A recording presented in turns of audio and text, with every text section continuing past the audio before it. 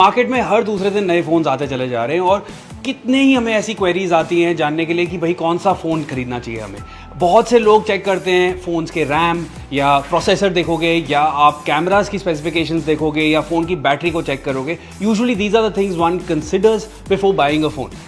पर एक चीज़ ऐसी है जो आपको सबसे पहले चेक करनी चाहिए किसी भी फ़ोन को खरीदने से पहले, और वो एक चीज़ ऐसी है जिसके बारे में हम आपको बताने वाले हैं इस वीडियो में। इट्स कॉल्ड द सार वैल्यू, SAR। क्या होता है ये सार वैल्यू, कैसे आप इसको चेक कर सकते हो और क्यों ये इतनी इंपॉर्टेंट है कि आपको ये सबसे पहले चेक करनी चाहिए। We gonna tell you everything in this video, stay tuned. आपका जो फ़ोन है ना, जो भी स्मार्टफोन आप यूज़ कर रहे हो, कोई भी फ़ोन जो बेसिकली वायरलेस नेटवर्क पे ऑपरेट कर रहा है, बिना वायर का फ़ोन है, it's operating on the wireless network. उसमें क्या होता है, ट्रांसमीटर्स भी होते हैं और रिसीवर्स भी होते हैं जो इलेक्ट्रोमैग्नेटिक वेव्स को एक्सेप्ट और सेंड आउट करते हैं। ये बेसिकली रेडियो वेव्स होती हैं और रेडियो ट्रांसमीटर्स जो होते हैं फ़ोन में फिटेड होते हैं।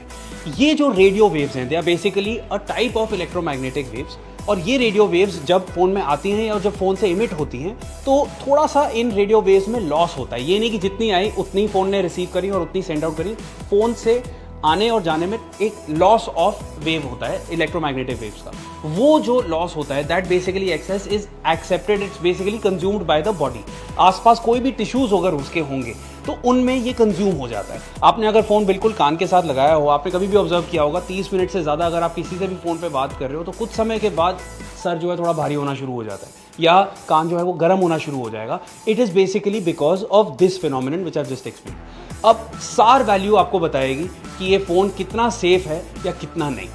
सार वैल्यू क्या होती है, specific absorption rate. Absorption rate का मतलब होता है कि आसपास जो आपके शरीर में जो टिश्यूज़ हैं वो किस रेट पे उस फ्रीक्वेंसी को, उस रेडियो वेव को एक्सेप्ट कर रहे हैं और अब्जॉर्ब कर रहे हैं।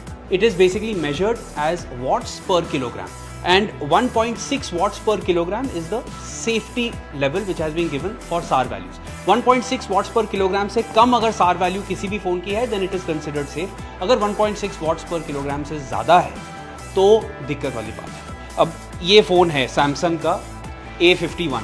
यूजुअली क्या होता है, फ़ोन्स में ना आपको बॉक्स पे ही सार वैल्यू मिल जाती है, तो आपको थोड़ा सा छांट के देखना पड़ेगा। यूजुअली IMEI नंबर के बगल में ही सार वैल्यू आपको दिख जाएगी, बट इस फ़ोन में बाहर नहीं पता लग रहा है। इसको जानने के दो तरीके होते हैं, एक तो फ़ोन के थ्रू भी जान सकते हैं और दूसरी इसकी क्विक स्टार्ट गाइड में भी आपको पता लग जाएगा। इसी में अगर आप थोड़ा सा गौर करके देखेंगे तो आपको सार वैल्यू यहाँ पता लग जाएगी।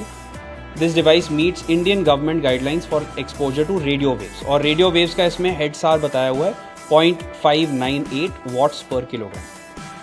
सो इस फ़ोन का जो हेड सार है, बेसिकली हेड सार और बॉडी सार फर्क होता है। हेड सार 0.598 बताया जा रहा है। अब दूसरा तरीका फ़ोन के थ्रू जानने का, *#07#।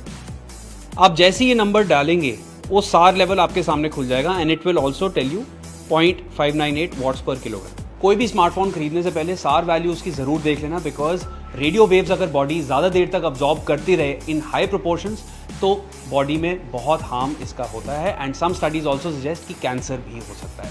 और सिर्फ फ़ोन्स में ये रेडियो वेव्स नहीं होती हैं, कोई भी वायरलेस नेटवर्क पे अगर कोई गैजेट जो है वो ऑपरेट कर रहा हो उस पर ये रेडियो वेव्स होंगी ही होंगी।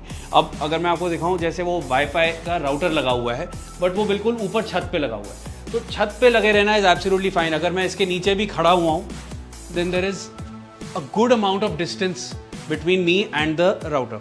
राउटर को बिल्कुल कई लोग अपने बिस्तर के बगल में रख लेते हैं। That is not a good practice, because router से भी यही रेडियो वेव जो हैं वो इमिट हो रही होती है। तो इसको आप एक अच्छे डिस्टेंस पे रखो, छत पे लगाओ या घर के किसी ऐसे कोने में लगाओ जहाँ पे हर कोई जाके बैठे ना या उसके आसपास ना रहे। कुछ चीज़ें हैं जो मैं आपको बहुत क्विकली बता देता हूँ जिनसे आप अवॉइड कर सकते हैं इन रेडियो वेव्स का शरीर तक पहुँचना। फ़ोन पे जब आप बात कर रहे हो ज़्यादातर कोशिश करो अगर आप स्पीकर फ़ोन पे बात कर सको। अगर स्पीकर फ़ोन पे नहीं बात कर सकते हो तो हेडफोन्स का यूज़ कर लो या ईयरफोन्स का यूज़ कर लो। इसके अलावा जब आप किसी को कॉल कर रहे हो तो उस समय पे बिल्कुल कान के बगल में फ़ोन को मत लगा के रखो। Just wait for the call to get connected and then you can talk, but ideally talk over the headphones. रात में फ़ोन को बिल्कुल अपने बगल में रख के मत सो, और रात के समय अगर हो सके तो उसको एयरप्लेन मोड में डाल दो।